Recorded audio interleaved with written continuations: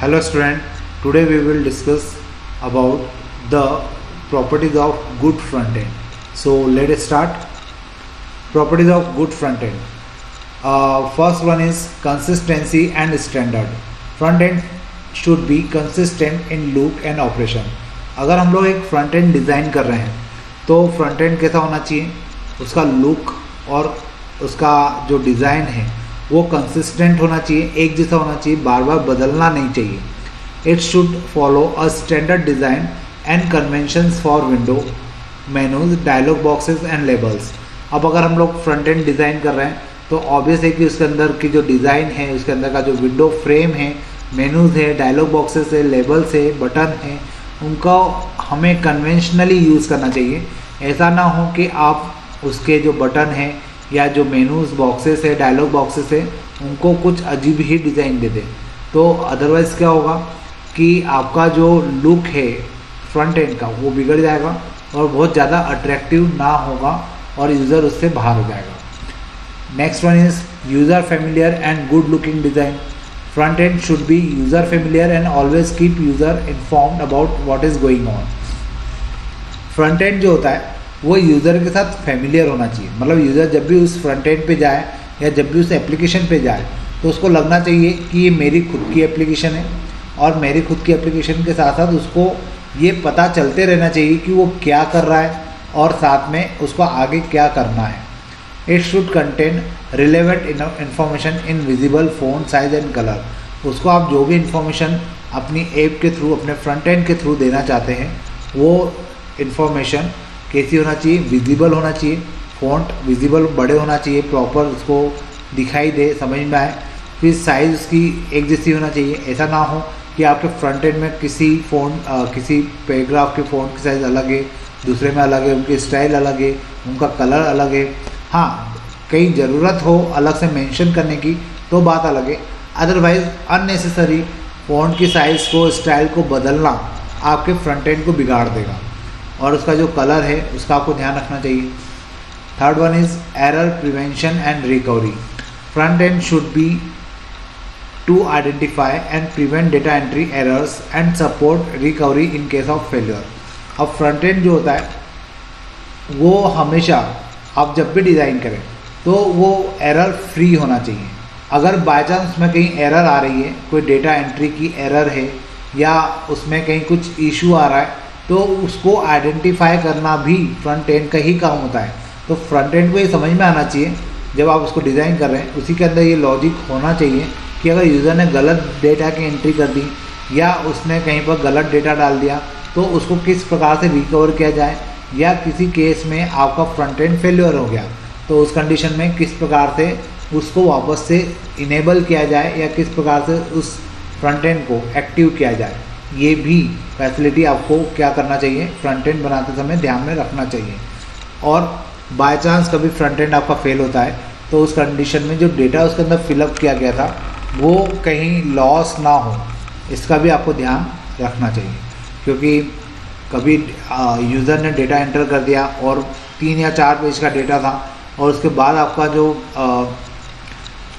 Front end है वो fail हो गया तो यूज़र ऑब्वियस है कि आपके फ्रंट एंड से बाहर आ जाएगा और अगली बार से उस एप्लीकेशन को यूज़ करने के पहले 10 बार सोचेगा कि अगर लास्ट टाइम पे जाके डेटा या आपका फ्रंट एंड फेल हो गया तो मेरी तो इतनी मेहनत वेस्ट हो जाएगी. तो सीधी सी बात है कि जितना डेटा यूज़र फिलअप कर चुका है वो सेव हो जाना चाहिए, ताकि कभी बाय चांस इन केस आपका फ्रंट एंड फेल होता है या सॉफ्टवेयर क्रैश होता है या किसी भी कारण से आपकी वेबसाइट बंद हो जाती है या आपकी एप्लीकेशन बंद हो जाती है तो जितना डेटा यूज़र ने सेव किया था वो उसको सेव फॉर्म में मिल जाए, अगली बार उसको वापस से इतनी मेहनत ना करना पड़े. Fourth one is flexibility and efficiency of use. Front end should facilitate to expert user as well as new user and support customisation as per user need. Front end जो होता है वो कोई एक्सपर्ट यूज़र के लिए भी उतना ही easy होना चाहिए जितना न्यू यूज़र के लिए हो. मतलब एक्सपर्ट जो होते हैं किसी एप्लीकेशन, मान लीजिए कोई यूज़र है उस वो एप्लीकेशन को 10 बार चलाता है तो ऑब्वियस है कि वो एक्सपर्ट हो चुका है. और एक नया यूज़र है जो आपकी एप्लीकेशन को फर्स्ट टाइम खोल रहा है तो उसके लिए भी आपकी एप्लीकेशन, आपका फ्रंट एंड इतना ईजी होना चाहिए कि वो एप्लीकेशन को देखकर या फ्रंट एंड को देखकर समझ जाए कि उसको नेक्स्ट स्टेप क्या करना है. ताकि वो नेक्स्ट टाइम भी आपकी एप्लीकेशन से जुड़ा रहेगा। और कभी ज़रूरत पड़े तो आपके फ्रंट एंड में भी फैसिलिटी आपके लिए तो होना ही चाहिए कि आप उसको कस्टमाइज़ कर सकें, लेकिन यूज़र के लेवल पर भी कुछ ना कुछ फैसिलिटी हम उसको प्रोवाइड कर सकते हैं कि वो अपने हिसाब से फ्रंट एंड को कस्टमाइज़ कर सकें। जैसे मान लीजिए मैंने एक फ्रंट एंड क्रिएट किया है और मैंने फ्रंट एंड जो क्रिएट किया है बहुत लाइट शेड में किया है। लाइट शेड में मतलब जो उसका बैकग्राउंड है बहुत लाइट है और उसके ऊपर जो फॉन्ट लिखे हैं वो बहुत इंटेंस है। तो उस कंडीशन में कभी हो सकता है यूज़र नहीं चाहता इतना लाइट बैकग्राउंड देखना और इतना इंटेंस फॉन्ट को देखना, तो उसको अपन ये ऑप्शन दे सकते हैं कि वो फॉन्ट के इंटेंसिटी को कम कर दे और बैकग्राउंड का डार्कनेस को बढ़ा दें। तो ये फैसिलिटी हम उसको प्रोवाइड कर सकते हैं। तो इस प्रकार से हम लोग क्या कर सकते हैं, जब फ्रंट एंड डिज़ाइन करें तो कुछ और भी फैसिलिटी है। तो मैंने आपको केवल एक एग्जांपल दिया, मतलब मैं यूज़र को क्या है यहाँ पे कस्टमाइजेशन का ऑप्शन दे रहा हूँ कि वो फ्रंट एंड का जो डिज़ाइन है वो अपने अकॉर्डिंग सेट कर सकता है, अपने विजिबिलिटी के हिसाब से, अपने विजुअल्स के हिसाब से वो क्या कर सकता है, फ्रंट एंड के कलर को, फ़ॉन्ट की साइज़ को, फ़ॉन्ट की स्टाइल को बदल सकता है।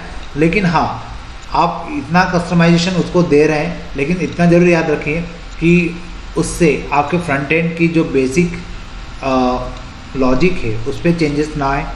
तो उतना कस्टमाइजेशन का हक आप अपने कस्टमर को या आप अपने यूज़र को दे सकते हैं। उससे यूज़र भी बहुत ज़्यादा फेमिलियर होगा और वो भी उस एप्लीकेशन को अपना समझकर यूज़ कर पाएगा। Fifth point, help support and documentation. A good front end provide help documentation for its operation and explain itself. हम जितनी भी एप्लीकेशंस बनाते हैं उसमें हमेशा हेल्प सपोर्ट का एक ऑप्शन रखते हैं, डॉक्यूमेंटेशन का एक ऑप्शन रखते हैं, ताकि कोई अगर उस एप्लीकेशन को देखकर उसको समझना चाहे कि ये एप्लीकेशन किस प्रकार से वर्क कर रही है, तो वो उसको देखकर उसका ट्री स्ट्रक्चर जो हायरार्किकल डायग्राम होता है उसको देखकर समझ सकता है कि किस प्रकार से यहाँ पे ऑपरेशन को परफॉर्म किया जा रहा है। हाँ, अगर कोई आपका सीक्रेट है कुछ, मतलब आपका पेटेंट डॉक्यूमेंट है, तो आप उसको शो नहीं करें तो कोई बड़ा इशू नहीं है। लेकिन अगर ओपन सोर्स सॉफ्टवेयर है तो उसके साथ हम लोग सपोर्ट और डॉक्यूमेंटेशन को प्रोवाइड कर सकते हैं, ताकि यूज़र क्या कर सकें, वहाँ पर अगर चाहे तो हेल्प ले सकता है जो भी फ्रंट एंड आपने बनाया है उसकी। अब अपन देखते हैं इसके बाद जो नेक्स्ट टॉपिक है, commonly used controls for GUI design. मान लीजिए अगर आपको ग्राफिकल यूज़र इंटरफेस का डिज़ाइन करना है, मतलब वही GUI डिज़ाइन मतलब जनरली फ्रंट एंड को ही बोला जाता है। अगर आपको फ्रंट एंड डिज़ाइन करना है तो आपको कौन कौन से कंट्रोल्स को यूज़ करना चाहिए या करना पड़ेगा, वो दोनों चीज़ें यहाँ पे अपन ने लिखी है। और वैसे ये टॉपिक जो है ये हम लोग काफ़ी पहले 11th में भी पढ़ चुके हैं और 12th में भी हमारा जो स्टार्टिंग के 3rd चैप्टर था उसमें ये टॉपिक था। तो एक बार अपन शॉर्ट में इसको देख लेते हैं, आपको इजीली समझ में भी आ जाएगा। द फॉलोइंग कंट्रोल्स और विंडो गेजेट। आपने विडगेट नाम सुना होगा या आपके मोबाइल में देखा होगा, इसका फुल फॉर्म होता है window gadget. Window gadget are commonly use during the design of front end. Front end जब हम लोग बनाते हैं तो हम लोग इन विंडो गेजेट्स का यूज़ करते हैं और इनके बिना कोई भी शायद फ्रंट एंड नहीं बन सकता। तो सबसे पहले होता है फ्रेम। आप लोगों को याद हो हमने कैलकुलेटर की एप्लीकेशन बनाई थी। उस कैलकुलेटर की एप्लीकेशन बनाने के लिए हमने सबसे पहले फ्रेम लिया था, जे फ्रेम लिया था अपन ने। तो जे फ्रेम के बिना तो हम लोग कोई एप्लीकेशन बना ही नहीं सकते। तो सीधी सी बात है कि हमें यहाँ पे फ्रेम लेने की ज़रूरत है। फ्रेम एक प्रकार का फॉर्म होता है, एक विंडो होती है जिस पर हम लोग दूसरे कंपोनेंट को इनेबल करते हैं और दूसरे कंपोनेंट को इनेबल करने के बाद वो क्या बन जाता है, एक एप्लीकेशन बन जाता है। फिर लेबल। लेबल क्या होता है, ये नॉन एडिटेबल टेक्स्ट होता है जो हम लोग जो एज अ यूज़र उसको मतलब वहाँ पे टेक्स्ट लिखता है, लेकिन वहाँ पर यूज़र कुछ भी उस टेक्स्ट में चेंजेस नहीं कर सकता।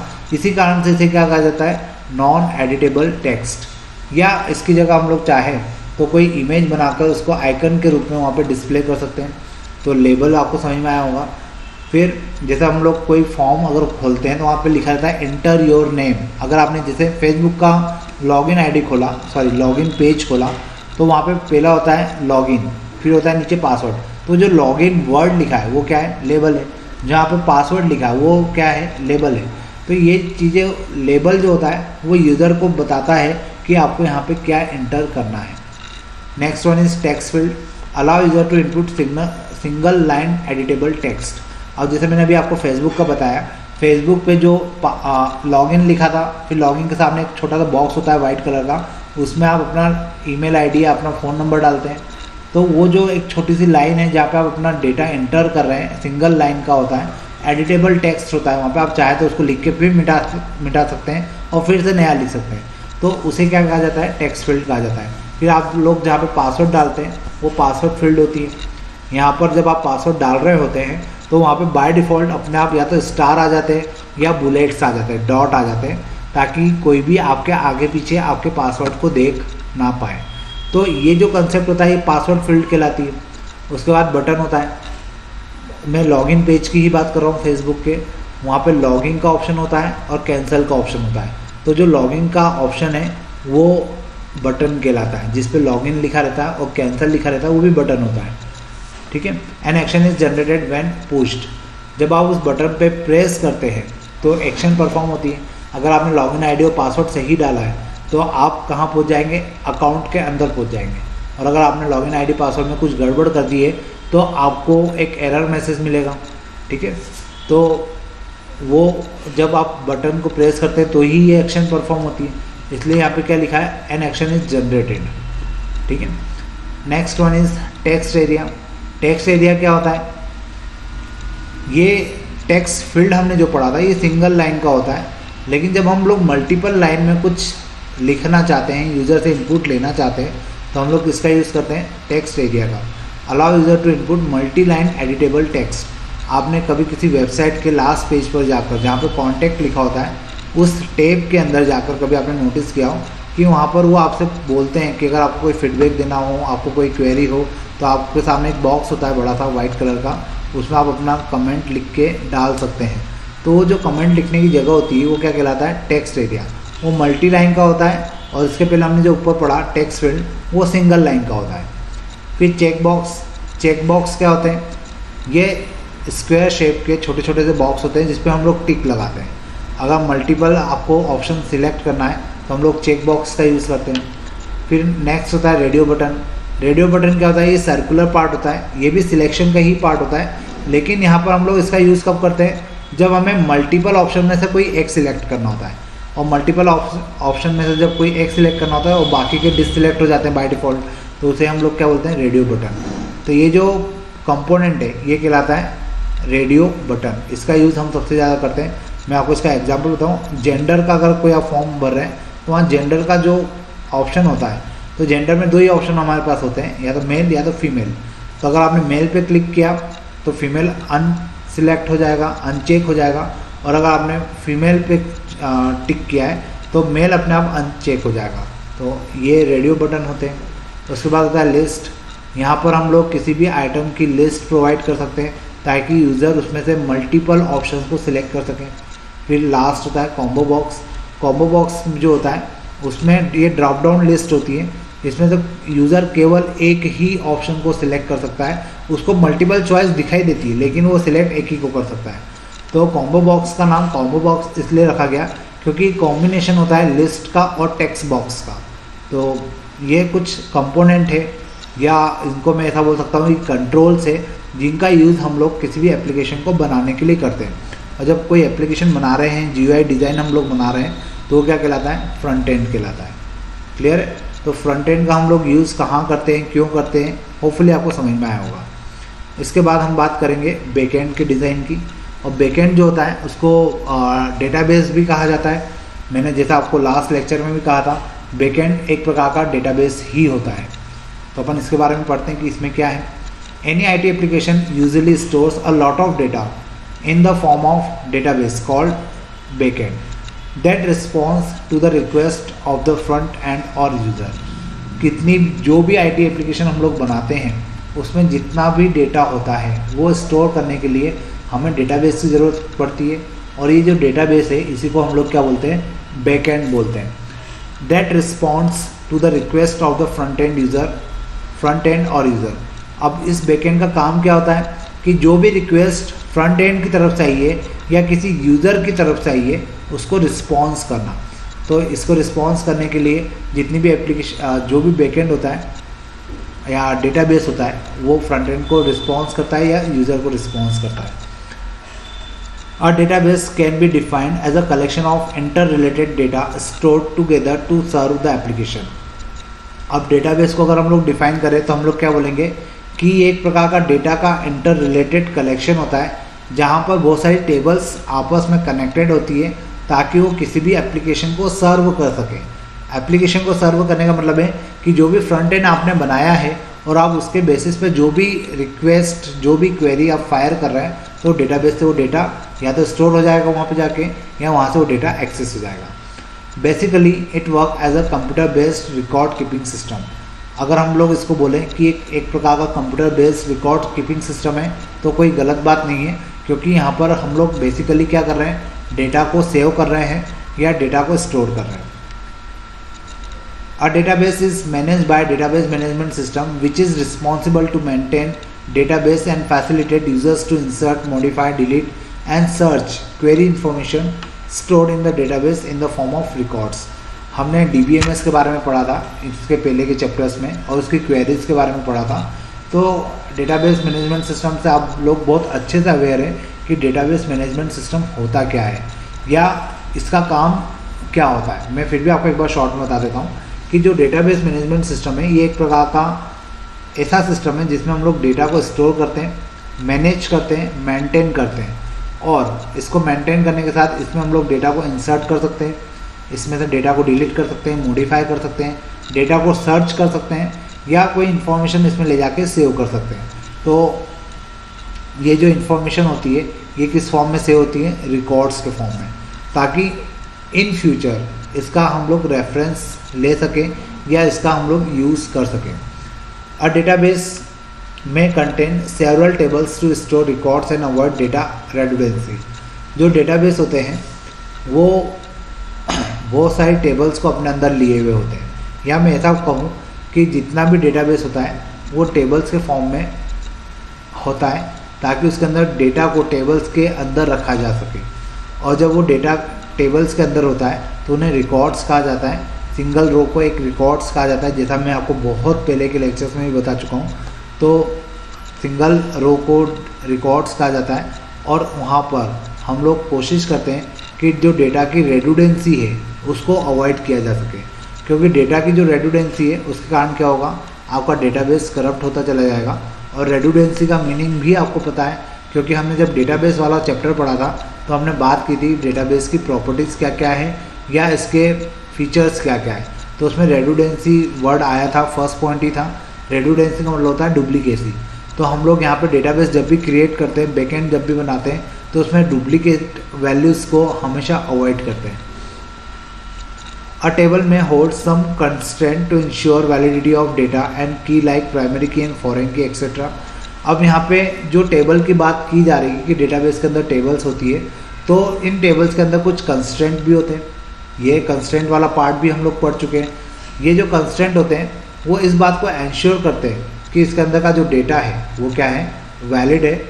और इसके अंदर कुछ कीज़ का कंसेप्ट भी होता है जिसको हम लोग प्राइमरी की और फॉरेन की के नाम से जानते हैं। तो ये जो की का कंसेप्ट है, इस की के कंसेप्ट के कारण ही डेटाबेस में से डेटा को एक्सेस किया जा सकता है, या जो मल्टीपल टेबल्स होती है उनको आपस में कनेक्ट करने का काम कौन करता है, ये डेटाबेस की कीज़ का ही काम होता है। तो इस प्रकार से हम लोग क्या करते हैं, जब भी कोई डेटाबेस अगर हमें क्रिएट करना है तो वो एक प्रकार का फ्रंट एंड होता है किसी भी एप्लीकेशन के लिए। या अगर आपको कहीं पर किसी एप्लीकेशन के बैकएंड की बात सुनाई दे तो आपको हमेशा समझ में आना चाहिए कि वहाँ पर किस मैटर पे बात हो रही है, वहाँ डेटाबेस की बात हो रही है। तो इस प्रकार से अब आपको शायद समझ में आया होगा कि कोई भी एप्लीकेशन जब डिज़ाइन की जाती है तो उसके दो पार्ट होते हैं, एक होता है फ्रंट एंड और एक होता है बैक एंड। तो जो फ्रंट एंड है वो फ्रंट एंड मैंने आपको बताया कि एक प्रकार का पेज होता है, एक प्रकार का फॉर्म या फ्रेम होता है जिस पर अलग अलग कंपोनेंट का यूज़ करके उसको डिज़ाइन किया जाता है और उसके अंदर यूज़र से इंफॉर्मेशन को कलेक्ट किया जाता है, ठीक है। और फिर वो जो इन्फॉर्मेशन होती है वो फ्रंट एंड कहाँ भेजता है, बैक एंड के पास। अब अगर वो इन्फॉर्मेशन हमें सेव करना है तो डेटाबेस में जाकर वो सेव हो जाती है, या उस इन्फॉर्मेशन के बेसिस पर अगर हमें कोई डेटा सर्च करना है तो डेटाबेस में जो पहले से डेटा स्टोर्ड है उसमें वो इन्फॉर्मेशन सर्च की जाती है। और फाइनली बैकएंड की तरफ से जो रिप्लाई आता है वो फ्रंट एंड को जाता है और फ्रंट एंड के थ्रू वो रिप्लाई किसको मिल जाता है, यूज़र को मिल जाता है। तो इस प्रकार से आपका जो फ्रंट एंड है और बैक एंड है वो आपस में इंटर कनेक्टेड होते हैं और एक दूसरे को सपोर्ट करते हैं किसी भी एप्लीकेशन को स्मूथली परफॉर्म करने के लिए। तो यहाँ पर आपका फ्रंट एंड और बैक एंड वाला पार्ट पूरा ख़त्म हो जाता है। और ये जो क्वेश्चन है ये जनरली 5 मार्क्स में भी पूछ लिया जाता है फ्रंट एंड और बैक एंड के बारे में। तो आपको ये बहुत अच्छे से लिखना आना चाहिए कि फ्रंट एंड क्या होता है, बैक एंड क्या होता है, या उसके ऊपर हम लोग किस प्रकार से काम करते हैं, क्योंकि ये टॉपिक इम्पॉर्टेंट भी है और शायद आप अगर पुराने पेपर्स देखेंगे तो आपको उसमें फ्रंट एंड और बैक एंड के बारे में क्वेश्चन डेफिनेटली मिलेंगे। तो हमने स्टार्टिंग में 3 टॉपिक पढ़े थे, एक था हमारा ई बिजनेस, एक था ई गवर्नेंस और एक था ई लर्निंग। 3 टॉपिक ये हो गए। चौथा टॉपिक इस चैप्टर का हो गया आपका फ्रंट एंड और बैक एंड। तो इसके ऊपर क्वेश्चंस पूछे जाते हैं और काफ़ी 5 मार्क्स के क्वेश्चन भी आ जाते हैं, शॉर्ट नोट भी आ जाते हैं। तो आपको पढ़ना पूरा ही है और अगर आपको कंसेप्ट समझ में आया होगा तो आप अपने वर्ड्स में भी लिख सकते हैं, ठीक है। तो अब जब नेक्स्ट हमारा वीडियो लेक्चर्स बनेगा उसमें हम लोग बात करेंगे डेवलपमेंट ऑफ आईटी एप्लीकेशंस की। Development of IT applications. The development of an IT application involves various activities. The following steps may be followed while the development of IT applications. देखिए मैं आप लोगों को थोड़ा सा पहले बता दूं कि आईटी एप्लीकेशन से क्या मतलब है। आईटी एप्लीकेशन से मतलब है कि हम लोग जो भी सॉफ्टवेयर्स हमारे सिस्टम के अंदर यूज़ करते हैं उनको क्रिएट करने के लिए हम लोग अलग अलग लैंग्वेजेस का, अलग अलग सर्वर्स का, अलग अलग क्लाइंट का यूज़ करते हैं और उसके बाद हमारे सॉफ्टवेयर्स को हम लोग क्रिएट करते हैं। तो जब सॉफ्टवेयर को क्रिएट करते हैं तो सिस्टम के पॉइंट ऑफ व्यू से तो वो एप्लीकेशन कहलाते हैं या सॉफ्टवेयर कहलाते हैं, लेकिन जैसा आप लोग अच्छे से जानते हैं, आप लोग एक पर्टिकुलर वर्ड यूज़ करते हैं इन सॉफ्टवेयर्स को मोबाइल के अंदर। जब आप लोग यूज़ करते हैं तो आप इनको ऐप के नाम से जानते हैं कि हमने एक ये वाली ऐप डाउनलोड कर ली या हमने वो वाली ऐप को इंस्टॉल कर लिया या उस ऐप को अनइंस्टॉल कर लिया। तो जब हम लोग मोबाइल्स के पॉइंट ऑफ व्यू से बात करते हैं तो वहाँ पर ये एप्लीकेशन ऐप के नाम से जानी जाती है, शॉर्ट फॉर्म होता है। हम लोग जनरली ऐप बोल के उसको छोड़ देते हैं। आधे से ज़्यादा लोगों को नहीं पता ऐप का मतलब एप्लीकेशन ही होता है और बेसिकली ये एप्लीकेशन एक प्रकार का सॉफ्टवेयर होता है। तो आज हम लोग आईटी एप्लीकेशंस के बारे में ही बात करने वाले हैं कि एक आईटी एप्लीकेशन, एक ऐप किस प्रकार से डेवलप की जाती है या उसके पीछे कौन कौन से फेज़ होते हैं जिसमें उन एप्लीकेशन को फॉर्म किया जाता है। तो आज अपन उसी के बारे में बात करने वाले हैं। तो देखिए, मान लीजिए मुझे कोई एप्लीकेशन को डिज़ाइन करना है तो सबसे पहला होता है कि मुझे उस एप्लीकेशन की प्रॉब्लम पता होना चाहिए। प्रॉब्लम इन द सेंस कि वो एप्लीकेशन किस प्रॉब्लम के कारण मुझे क्रिएट करना है। तो पहला पॉइंट होता है स्टडी ऑफ प्रॉब्लम। मतलब मुझे अगर मेरे रियल लाइफ में मुझे कोई प्रॉब्लम है तो उस प्रॉब्लम्स के ऊपर मैं क्या कर सकता हूँ, ऐप को क्रिएट कर सकता हूँ।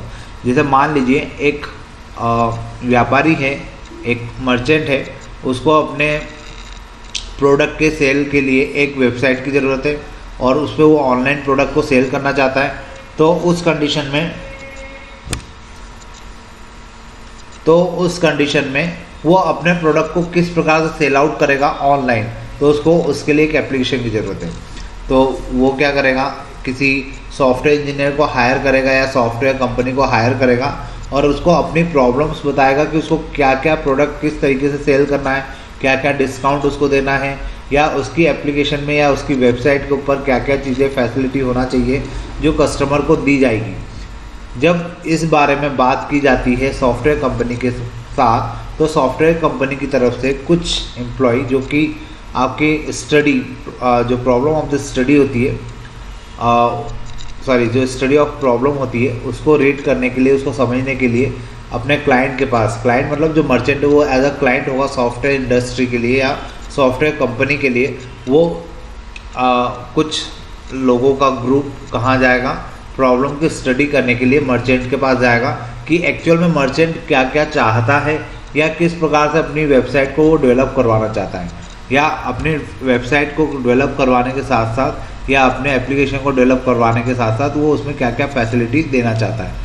तो the problem should be studied in the terms of best technical, economical, feasible solution before development. तो इसी प्रकार से किसी भी एप्लीकेशन को डिज़ाइन करने के पहले या क्रिएट करने के पहले, उसका डेवलपमेंट करने के पहले हमेशा उस एप्लीकेशन को बनाने का रीज़न आपको क्लियर होना चाहिए, या जो प्रॉब्लम है जिसके ऊपर आप एप्लीकेशन बनाना चाह रहे हैं वो प्रॉब्लम आपको अच्छे से स्टडी करना चाहिए, या जो भी आईटी प्रोफेशनल्स हैं उनको वो प्रॉब्लम को अच्छे से आपको एक्सप्लेन करना आना चाहिए, ताकि जो सॉफ्टवेयर कंपनी है उसके ऊपर एक प्रॉपर एप्लीकेशन को बना सके और आपको एक प्रॉपर ऑप्टिमम सॉल्यूशन प्रोवाइड कर सके। Then design of the backend. अब सॉफ्टवेयर कंपनी ने प्रॉब्लम को तो समझ लिया कि किस कारण से हमें एप्लीकेशन को बनाना है और एप्लीकेशन में क्या क्या फैसिलिटी हमें क्लाइंट को देना है या कस्टमर को क्या क्या फैसिलिटी प्रोवाइड करना है। अब उसके लिए, क्योंकि चूँकि जितनी भी एप्लीकेशन या सॉफ्टवेयर्स बनते हैं सभी के पीछे कुछ ना कुछ डेटाबेस होता है, और डेटाबेस बनाने का रीज़न ये होता है कि आप कुछ ना कुछ डेटा उसमें सेव करेंगे या पुराना डेटा उससे एक्सेस करेंगे। तो कहीं ना कहीं आपको डेटा को सेव करना होता है, और डेटा को सेव करने के लिए आपको क्या डिज़ाइन करना पड़ता है, बैकएंड।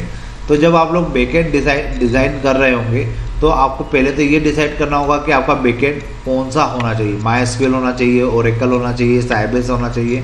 उसके बाद फिर आप लोग ये डिसाइड करते हैं कि उसमें टेबल्स, डेटाबेस के अंदर कौन कौन सी टेबल्स होनी चाहिए या उनका स्ट्रक्चर किस टाइप का होना चाहिए। स्ट्रक्चर में हम लोग किसकी बात करते हैं, टाइप और साइज़ की बात करते हैं कि टेबल का स्ट्रक्चर किस प्रकार का होना चाहिए। अगर ऐसा बोला जा रहा है तो इसका मतलब है कि डेटा के टाइप की और उसके साइज़ की बात हो रही है, ताकि हमारी जो रिक्वायरमेंट है वो फुलफ़िल हो सके।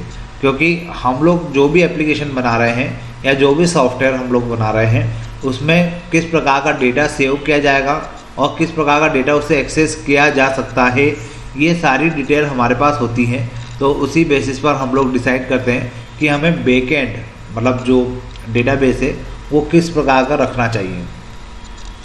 अब बैकएंड अगर क्रिएट हो जाता है फिर हम लोग बात करते हैं फ्रंट एंड की। फ्रंट एंड के बारे में हम लोगों ने पढ़ा था। फ्रंट एंड मतलब एक प्रकार का इंटरफेस होता है जो यूज़र देखता है और उसके अकॉर्डिंग क्या करता है, रिप्लाई करता है, इनपुट देता है, रिस्पॉन्स देता है। तो आप जब भी कोई फ्रंट एंड को क्रिएट करते हैं तो फ्रंट एंड के ऊपर टेक्स्ट बॉक्स होते हैं, रेडियो बटन होते हैं और भी बहुत सारे कंपोनेंट होते हैं जिनके थ्रू हम लोग हमारे जो फ्रंट एंड है उसको अट्रैक्टिव और इजी बना सकते हैं। अब उसके इजी होने से क्या फ़र्क पड़ता है कि अगर आपका फ्रंट एंड इजी है तो उस कंडीशन में क्या होगा, जो यूज़र है वो बार बार उस पेज पर इजीली आ सकेगा और उस पर अपनी वैल्यू या जो भी उसको सर्च करना है वो कर सकेगा। मतलब कोई वेबसाइट जितनी इजी होगी या कोई एप्लीकेशन जितना इजी होगा उतना उसको एक्सेस किया जाएगा और उसकी वैल्यू इतनी बढ़ती चली जाएगी। तो फ्रंट एंड का इजी होना और यूज़र फ्रेंडली होना बहुत इंपॉर्टेंट होता है। और यूज़र फ्रेंडली होने का मतलब है कि उसमें वो सारी चीज़ें होना चाहिए जो एक यूज़र आपसे एक्सपेक्ट कर रहा है। मतलब यहाँ पर एप्लीकेशन में या जो इंटरफेस है, जो फ्रंट एक कस्टमर को या एक क्लाइंट को दिखाई देगा, उसमें कोई भी ऐसी चीज़ें नहीं होना चाहिए कि जो इरिटेट करे कस्टमर को। अदरवाइज़ क्या होगा, यूज़र आपकी एप्लीकेशन को वहीं पर छोड़ देगा। Next one is establishment of connection. अब जब आपके पास बैकएंड को क्रिएट आपने कर लिया है, फ्रंट एंड को आपने क्रिएट कर लिया है, तो दोनों को आपस में कनेक्ट करने का काम भी आप ही का है। क्योंकि अब अगर आपने फ्रंट एंड को डिज़ाइन किया और बैकएंड को डिज़ाइन किया तो फ्रंट एंड और बैकएंड दोनों आपस में कम्युनिकेट कर सके, इसलिए उन दोनों के बीच में एक कनेक्शन को इस्टेब्लिश किया जाता है ताकि फ्रंट एंड पे आने वाला जो इनपुट है वो बैकएंड तक जा सके और बैकएंड से जो डेटा एक्सेस किया जा रहा है वो यूज़र तक पहुंचाने के लिए, फ्रंट एंड तक पहुंचाने के लिए भी हमें कनेक्शन की ज़रूरत होती है। इस कारण से फ्रंट एंड और बैकएंड के बीच में एक कनेक्शन को इस्टेब्लिश किया जाता है। Testing and implementation. अब जब आपका एक सॉफ्टवेयर का बैकएंड बन गया, फ्रंट एंड बन गया, आपने उसके बीच में कनेक्शन को इस्टेब्लिश कर दिया, फिर आप लोग क्या करते हैं, उसको टेस्टिंग की मोड पे डालते हैं। टेस्टिंग मतलब क्या होता है, टेस्टिंग का मतलब होता है कि आप सॉफ्टवेयर को क्या करेंगे, टेस्ट करेंगे कि किस प्रकार से उसमें इनपुट आ रहा है, किस प्रकार का उसका आउटपुट आ रहा है, कहीं पर कोई प्रॉब्लम तो क्रिएट नहीं हो रही है, या जो इनपुट हम देना चाह रहे हैं वो प्रॉपरली जाके सेव हो रहा है या नहीं हो रहा है, या जो क्वेरी हम लोग फायर कर रहे हैं वो क्वेरी से डेटा प्रॉपरली हमारे पास आ रहा है या नहीं आ रहा है। तो इस प्रकार की टेस्टिंग हर सॉफ्टवेयर की जाती है। बिफोर इम्प्लीमेंटेशन, मतलब इम्प्लीमेंट करने के पहले जो भी सॉफ्टवेयर बनाया गया है उसको हम लोग एक बार ड्राई रन करके देखते हैं, उसको टेस्ट करके देखते हैं कि वो सॉफ्टवेयर प्रॉपरली वर्किंग मोड पर है या नहीं है। अब अगर यहाँ पर टेस्टिंग उसकी पास हो जाती है, टेस्टिंग से वो आगे निकल जाता है, तो फाइनली क्या कर दिया जाता है, उस सॉफ्टवेयर को कस्टमर के यहाँ पर जाकर इम्प्लीमेंट कर दिया जाता है या उसको इंस्टॉल कर दिया जाता है। और फिर कस्टमर क्या करता है, उस सॉफ्टवेयर को यूज़ करता है और उसके अकॉर्डिंग अपने जो फीडबैक होते हैं वो सॉफ्टवेयर कंपनी को प्रोवाइड करता है। अगर उसके बाद सॉफ्टवेयर कंपनी को लगता है कि इसमें कुछ अभी भी अपग्रेडेशन की ज़रूरत है तो सॉफ्टवेयर में अपग्रेड कर दिया जाता है। या अगर किसी कस्टमर को लगता है कि इसमें कुछ फील्ड ऐसी है जो काम की नहीं है या जिसका यूज़ वो नहीं करेगा या उस एप्लीकेशन के पॉइंट ऑफ व्यू से कुछ ऑप्शंस कोई काम के नहीं है, तो वो सॉफ्टवेयर कंपनी को एज अ फीडबैक की चीज़ें बता सकता है। सॉफ्टवेयर कंपनी उन चीज़ों को अपने सॉफ्टवेयर से रिमूव कर देती है। तो इस प्रकार से क्या होता है कि एक सॉफ्टवेयर को क्रिएट किया जाता है और उसके पीछे ये सारी चीज़ें होती है। पहले तो प्रॉब्लम की स्टडी की जाती है, बैकएंड क्रिएट किया जाता है, फ्रंट एंड क्रिएट किया जाता है, फिर कनेक्शन इस्टेब्लिश किया जाता है और फाइनली फिर हम लोग टेस्टिंग करने के बाद उस सॉफ्टवेयर को या उस एप्लीकेशन को इम्प्लीमेंट कर देते हैं क्लाइंट साइड पर और फिर क्लाइंट उस एप्लीकेशन का यूज़ कर पाता है। तो इस प्रकार से एक आईटी एप्लीकेशन या एक आईटी सॉफ्टवेयर्स को क्रिएट करने की ये कुछ प्रोसेस थी जो आपसे एग्ज़ाम में पूछी जा सकती है। अब इसके बाद हम लोग देखते हैं ER diagram, modelling tool for the data structure. देखिए ER डायग्राम क्या होता है, मैं आपको शॉर्ट पे पहले थोड़ा सा एक्सप्लेनेशन दे दूँ। ER का मतलब होता है एंटिटी रिलेशनशिप डायग्राम। अब इसको बनाने की ज़रूरत क्या है, तो हम लोग जब भी मान लीजिए मुझे एक घर बनाना है और मेरे पास एक प्लॉट है, खाली जगह है और उस जगह पर मुझे घर बनाने के लिए मैं अगर किसी को बुला कर रहा हूँ, किसी इंजीनियर को, तो क्या वो डायरेक्टली घर बनाना स्टार्ट कर देगा? नहीं। मैं पहले ऑब्वियस है कि उस प्लॉट की साइज़ के अकॉर्डिंग क्या बनाऊँगा, एक ब्लूप्रिंट कि कौन सा रूम कहाँ पर होगा, बेडरूम कहाँ पर होगा, लिविंग रूम कहाँ पर होगा या ड्राइंग रूम कहाँ पर होगा, किचन किस डायरेक्शन में होगा या और भी उसमें जितने भी चीज़ें हैं एक घर के अंदर वो कौन से रूम कहाँ पर होते हैं, उसको हम लोग पहले से डिसाइड करते हैं, एक ब्लूप्रिंट बनवाते हैं और ब्लूप्रिंट के बाद हम लोग फाइनलाइज करने के बाद उसका नक्शे के हिसाब से हम लोग घर को बनाना स्टार्ट करते हैं। तो वैसे ही जब हम लोग कोई सॉफ्टवेयर बनाते हैं, बेसिकली उसमें हम लोग डेटाबेस की बात करेंगे। जब भी हम लोग कोई डेटाबेस क्रिएट करते हैं तो डेटाबेस को क्रिएट करते समय उसमें आप लोग भी जानते हैं कि किस प्रकार से डेटाबेस के अंदर बहुत सारी टेबल्स होती है या बहुत सारे उसके अंदर कॉलम और रोज़ होती हैं। तो हम लोग यहाँ पर अलग अलग जब डेटाबेस को क्रिएट करते हैं, टेबल्स को क्रिएट करते हैं, तो उसका एक ब्लूप्रिंट बनाया जाता है और वो जो ब्लूप्रिंट होता है वो डायग्राम्स के फॉर्म में होता है, इसलिए उसे कहा जाता है एंटिटी रिलेशनशिप डायग्राम। क्योंकि इसी डायग्राम के बेसिस पर हम लोग ये पता कर पाते हैं कि कौन सी टेबल से डेटा किस टेबल में फ़्लो हो रहा है या डेटा का फ़्लो किस प्रकार से हो रहा है। तो इसी चीज़ को हम लोग डायग्रामेटिकली प्रेजेंट करने के लिए ER डायग्राम का यूज़ करते हैं। तो अब शायद आपको समझ में आया होगा ER डायग्राम का मतलब क्या है। The entity relationship ER diagram is used to exhibit the design of the database in terms of attribute, entities and their relationship. The following symbols are used in the ER diagram. देखिए यही बात जो मैंने अभी थोड़ी देर पहले बोली कि ER डायग्राम क्या होता है, ये एक प्रकार का डायग्राम होता है, एंटिटी रिलेशनशिप डायग्राम इसको बोलते हैं, जो डेटाबेस के एट्रीब्यूट्स को, एंटिटीज़ को और उनके रिलेशनशिप को मेंशन करता है। और कैसे मेंशन करता है, सिंबल के तरीके से या कुछ डायग्राम्स के थ्रू। तो इसे हम लोग ER डायग्राम बोलते हैं। और हर यहाँ पर टाइप के लिए, जैसे टेबल है, टेबल के अंदर एट्रीब्यूट है, एट्रीब्यूट के अंदर रिकॉर्ड्स है, यहाँ पर सभी चीज़ों के लिए कुछ स्पेसिफिक डायग्राम होते हैं। उन्हीं डायग्राम को आपस में जोड़कर हम लोग क्या बनाते हैं, ER डायग्राम बनाते हैं। सबसे पहले हम लोग बात करते हैं एंटिटीज़ की। एंटिटीज़ मतलब टेबल भी बोल सकते हैं या रिलेशन को भी हम लोग टेबल बोलते हैं। An entity is a distinguishable object which may be place, person, concept. For example, a student, teacher, account, book, etc. It is represented by a rectangular box. हम लोग एंटिटीज़ बोले या रिलेशन बोले और या उसको टेबल बोले, तीनों का मीनिंग एक ही है। और इसको रिप्रेजेंट करने के लिए हम लोग रेक्टेंगुलर बॉक्स का यूज़ करते हैं। अब यहाँ पर एंटिटी मतलब क्या होता है, ये एक प्रकार का ऑब्जेक्ट होता है जो कि डिस्टिंग्विशेबल होना चाहिए। डिस्टिंग्विशेबल मतलब जितने भी एंटिटी आप लोग लेंगे उसको एक दूसरे से अलग किया जा सके, इसे ही हम लोग क्या बोलते हैं, एंटिटी बोलते हैं। अब ये जो एंटिटी है ये प्लेस हो सकती है, कोई पर्सन हो सकता है, कंसेप्ट हो सकता है। अब एग्जाम्पल की बात करें तो student, teacher, account, book etcetera, ये सब के सब क्या है, एंटिटी हैं। और इसको हम लोग रेक्टेंगुलर बॉक्स से रिप्रेजेंट करते हैं, जैसा मैंने अभी आपको थोड़ी देर पहले भी बोला था।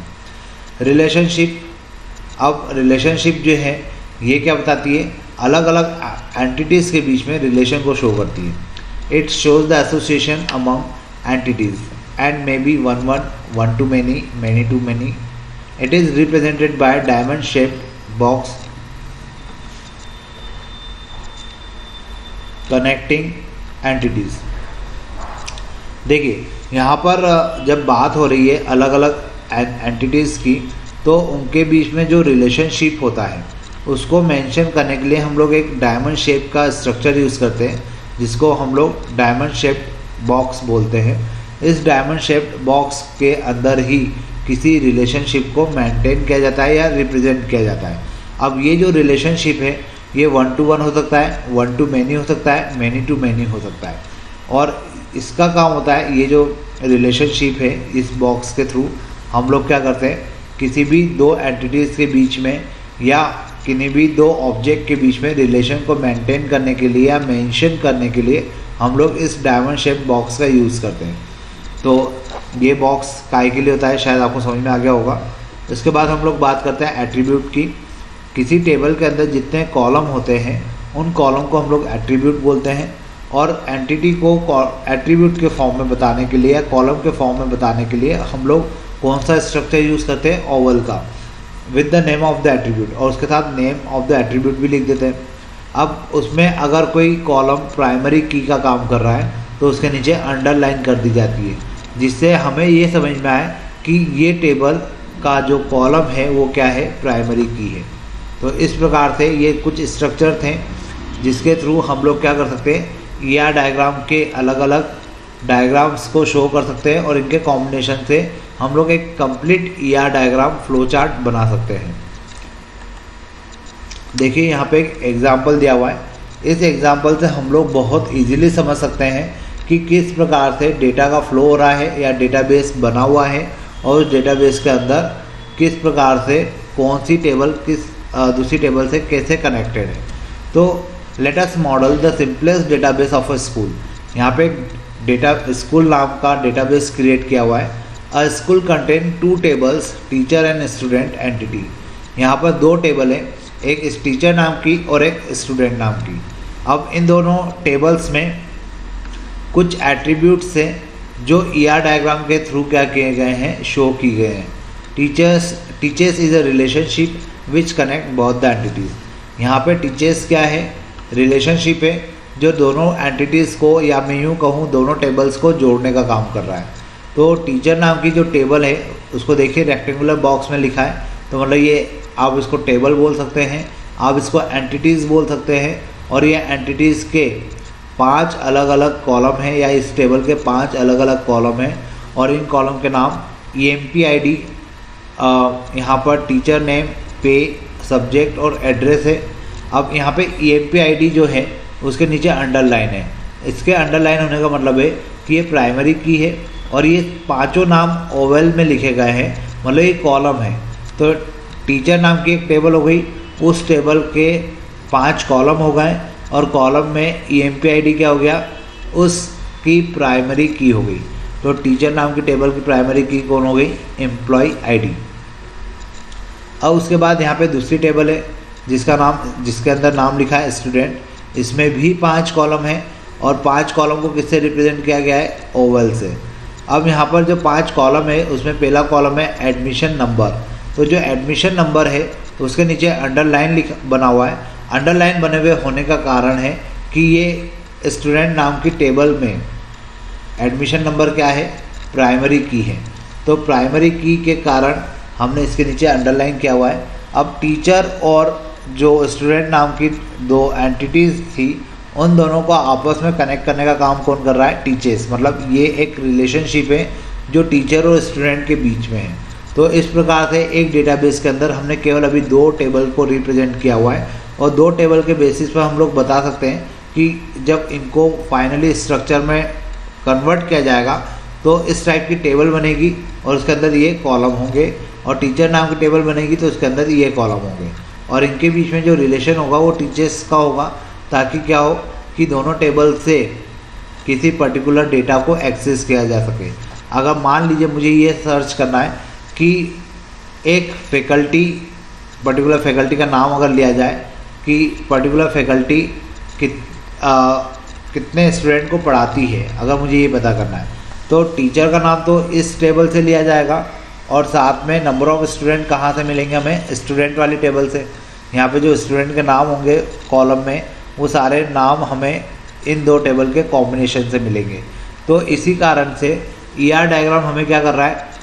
हमें एक डायग्रामेटिकली रिप्रेजेंटेशन प्रोवाइड करता है, या पिक्टोरियल रिप्रेजेंटेशन हमें प्रोवाइड करता है, जिससे हम लोग डेटा के फ्लो को समझ पाते हैं और ये आइडेंटिफाई कर पाते हैं कि कौन सी टेबल से डेटा किस डायरेक्शन में फ्लो होगा और किस प्रकार से हम लोग टेबल्स का स्ट्रक्चर्स क्रिएट करेंगे। तो यहाँ पर ER डायग्राम को देखकर आपको थोड़ा बहुत लॉजिक क्लियर हुआ होगा कि ER डायग्राम कितने इम्पोर्टेंट है। अब अगर आपने यहाँ पे नोटिस किया हो तो टीचर नाम का जो टेबल है वो स्टूडेंट नाम की टेबल में कनेक्टेड तो है, लेकिन देखिए यहाँ पे एरो केवल टीचर से स्टूडेंट की तरफ है। तो मतलब यहाँ पर जो भी फ्लो होगा डेटा का वो टीचर से स्टूडेंट की तरफ होगा, और फिलहाल स्टूडेंट से टीचर की तरफ नहीं होगा। तो मतलब ये 1 to 1 क्या हो जाएगा? आपका रिलेशनशिप हो जाएगा, और इसी के बेसिस पर डेटा का फ्लो होता रहेगा। अब इसके ऊपर बहुत से डायग्राम क्रिएट किए जा सकते हैं। अगर आपने बुक ली हुई है, आपके पास बुक है, तो उसमें आप इस टाइप के बहुत सारे एग्जाम्पल देख सकते हैं कि किस प्रकार से डेटाबेस का ER डायग्राम हम लोग क्रिएट कर सकते हैं। तो फिलहाल आपका ये चैप्टर जो था IT एप्लीकेशन वो यहीं पर ख़त्म होता है।